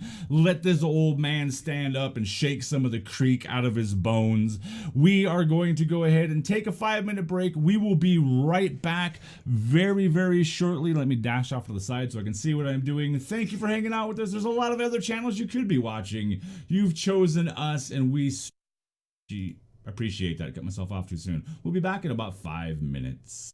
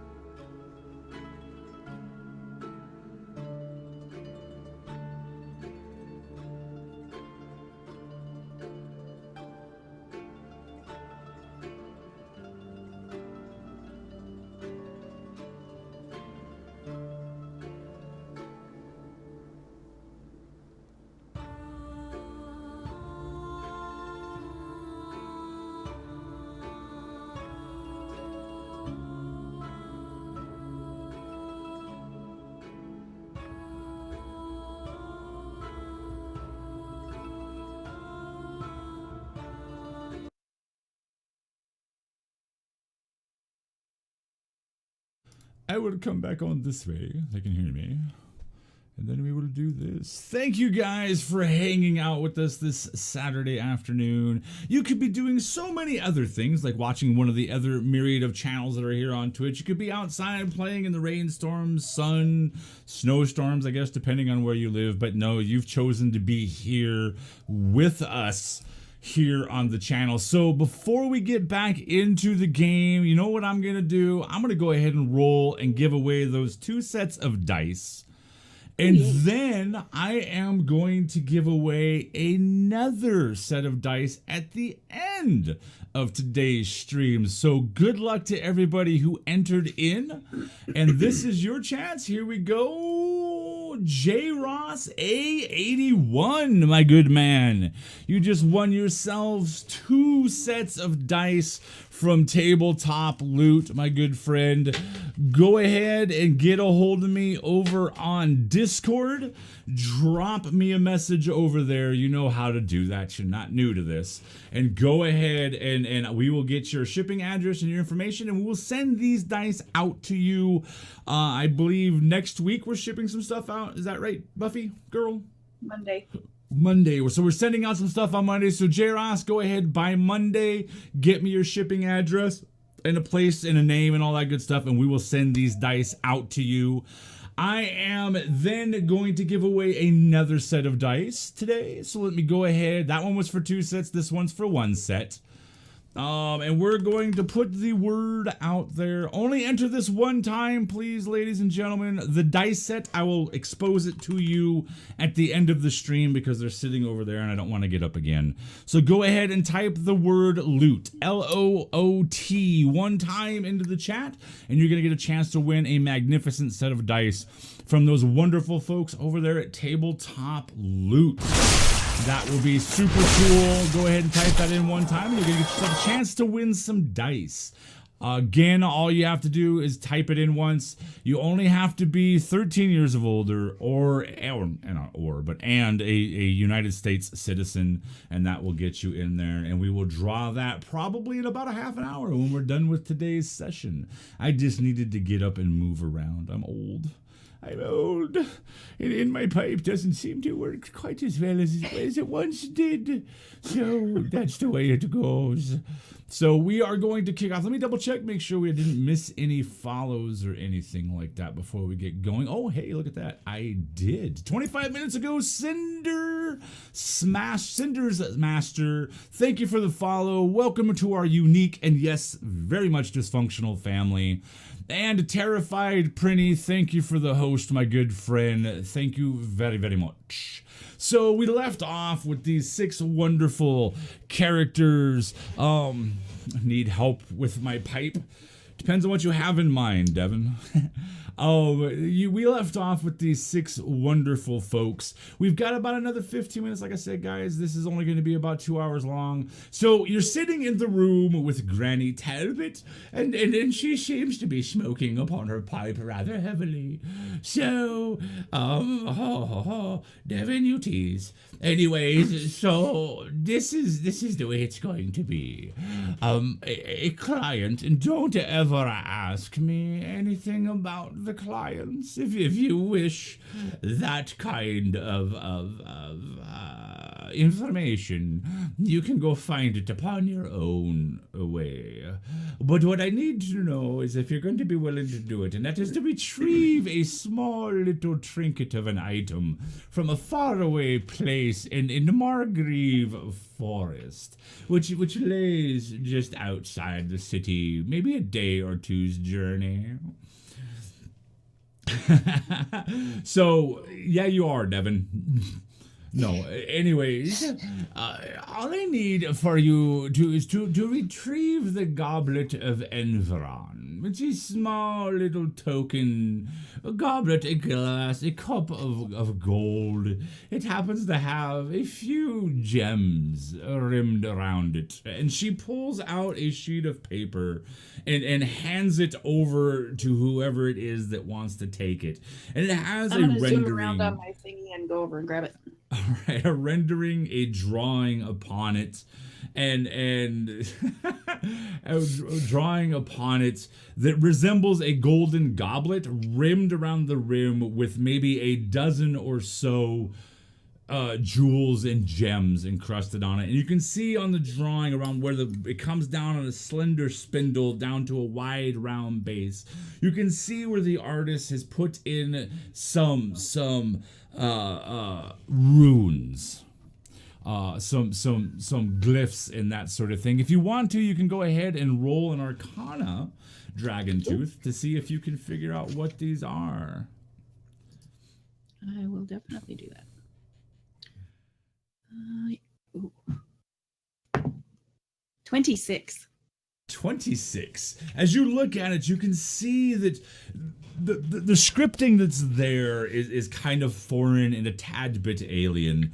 And the runes and stuff are a little bit odd and strange, but you can suss out that it pertains to something that refers to everlasting and life.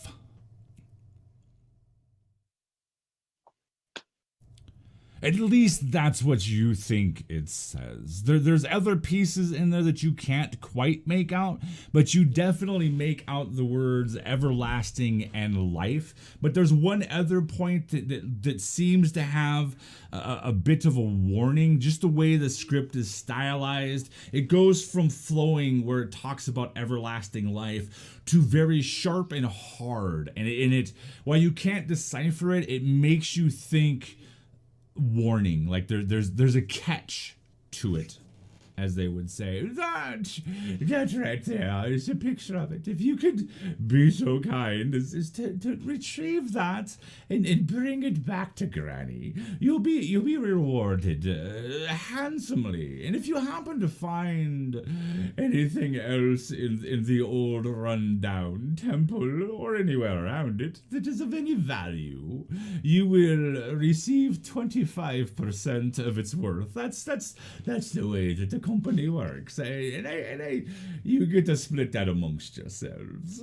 Sometimes it's quite a bit, and you find yourselves overwhelmed with gold and jewels.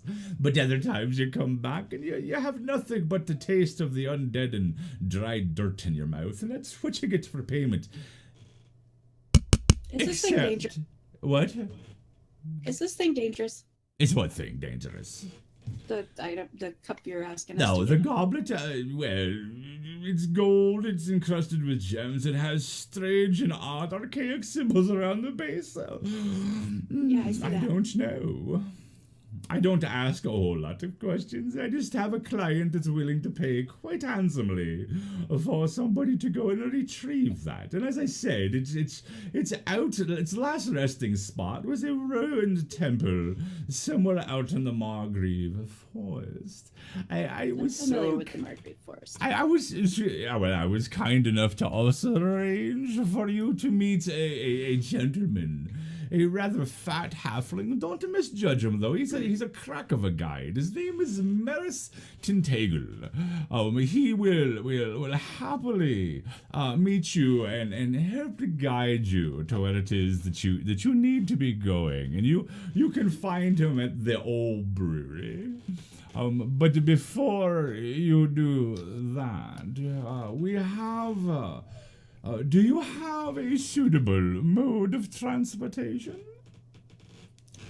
Just my own 2 feet or this disc, but it only lasts for an hour. Well, that obviously isn't going to cut it. The rest of you? I have feet. Mm-hmm. So you're Same going- here.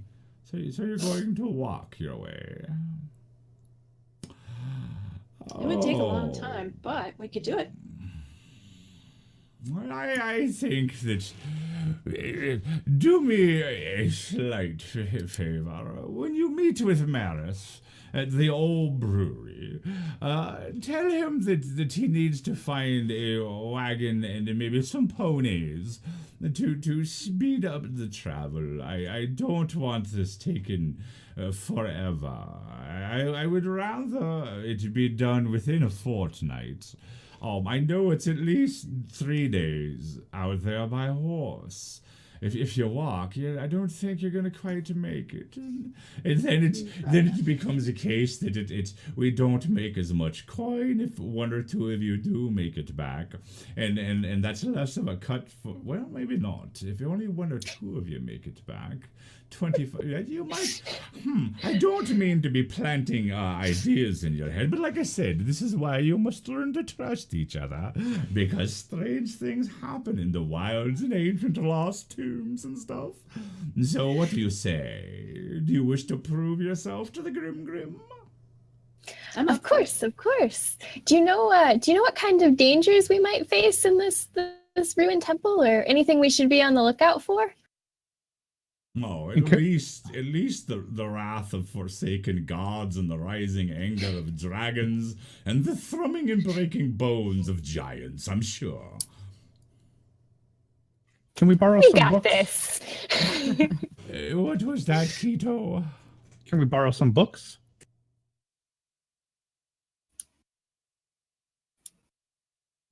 What the hell for? Because you have a lot. Yes. And I've earned every damn one of these.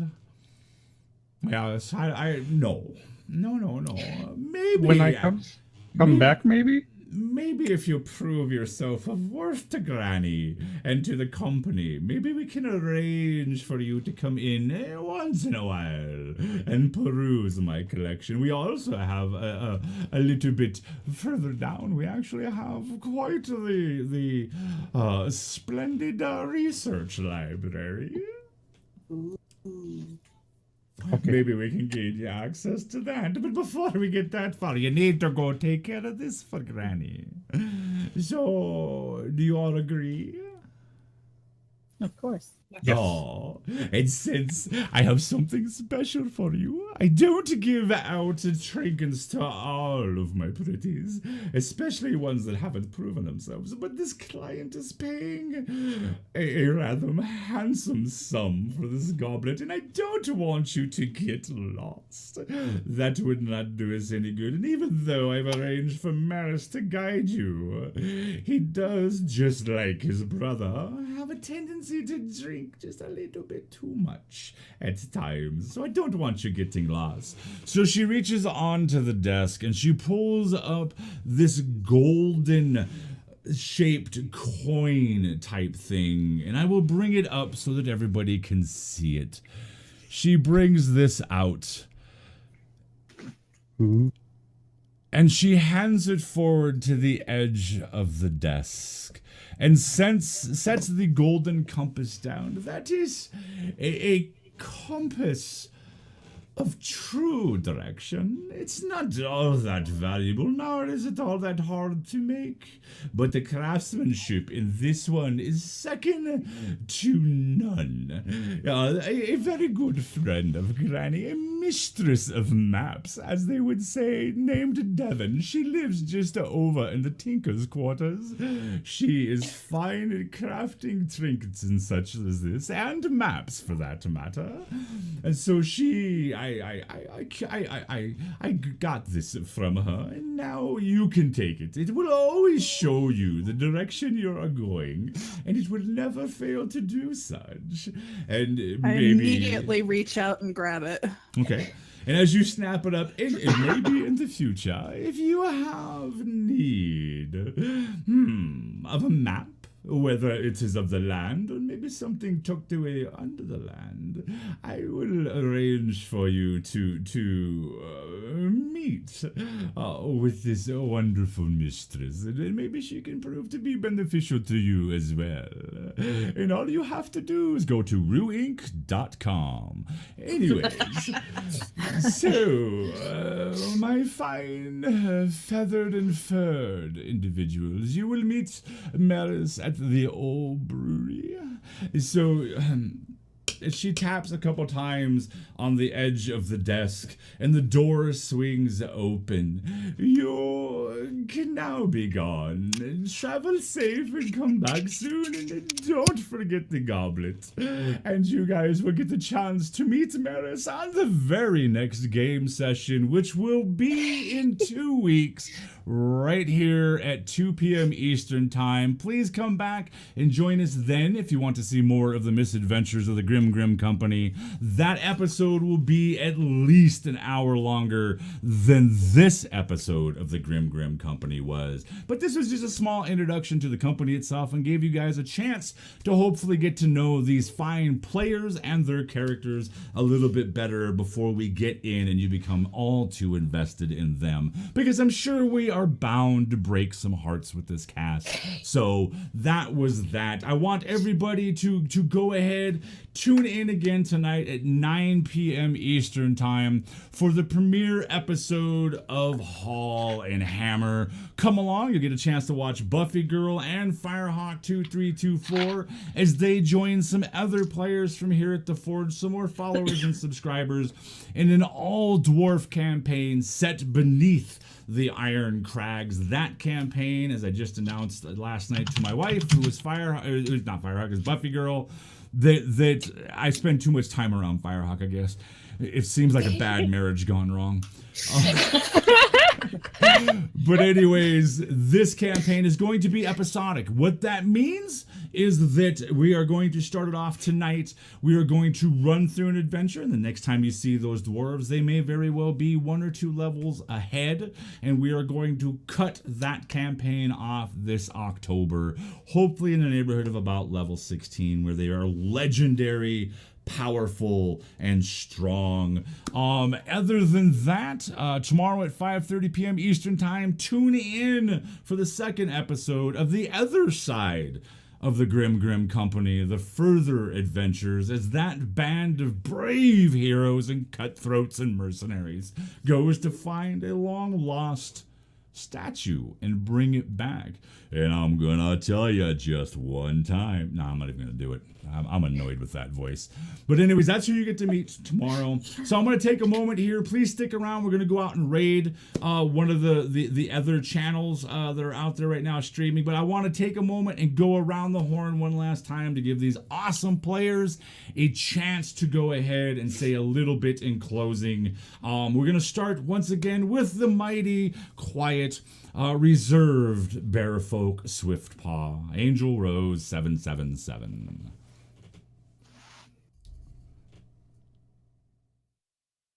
Say bye. Wait. Oh, bye. Is there anything that you want to say? Oh, just bye again. All right. Buffy Girl. I had a lot of fun. I am looking forward to deciding whether or not she actually gets along with the rest of these people. And whether or not she really even wants to touch that damn cup now that she thinks it's kind of cursed. But yeah, see you all tonight. All right. And don't forget the giveaway that you said. Yep, I won't forget the giveaway. Wisely the Bard.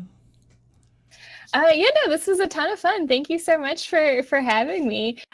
Hopefully my character is just annoying in game and you don't all hate me by the next 2 weeks. But yeah, no, thank you so much. This was awesome. All right, Firehawk. That's good. It was a lot of fun. Watch for Hall and Hammer tonight, where I'm gonna wear my beard. Yeah, it should be a blast tonight. Subsys Cyber. A whole lot of fun. Looking forward to next Saturday when we play A Walk Beyond again. Yes, and I think we have our first episode of Kids on Bikes on Wednesday, so that'll be a nice start as well. Yeah, definitely. Jacob. Yeah, this was a lot of fun. I'm looking forward to exploring this character more because I kind of left him very open and been rolling with it as I see fit. And I would like to thank the 6 of you. Please hang around after this for some of my closing stuff after we go ahead and get the raid going. But first off, let me go ahead and definitely, I don't need that open. Let me go ahead and make sure there's nothing else I need to talk about. Go ahead, stick around for the raid. I'm going to jump in voice chat for about a half hour after this, if you guys want to come over and join us. One of the things to keep in mind is if you want to play in some tabletop RPGs, not only 5th edition, but games like, excuse me, Tales from the Loop, Call of Cthulhu, Star Wars, Doctor Who, all these fabulous games.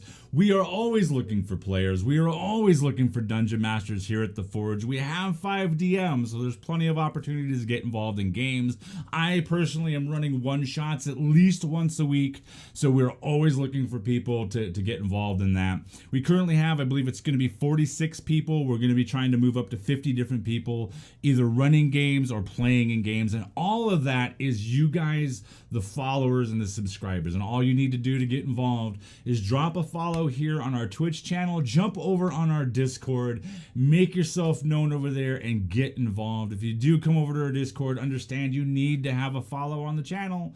Otherwise, there's no real reason for you to be over there. So do that, come on over, hang out with us, and that'll be awesome amounts of fun. So I've got a set of dice to give away.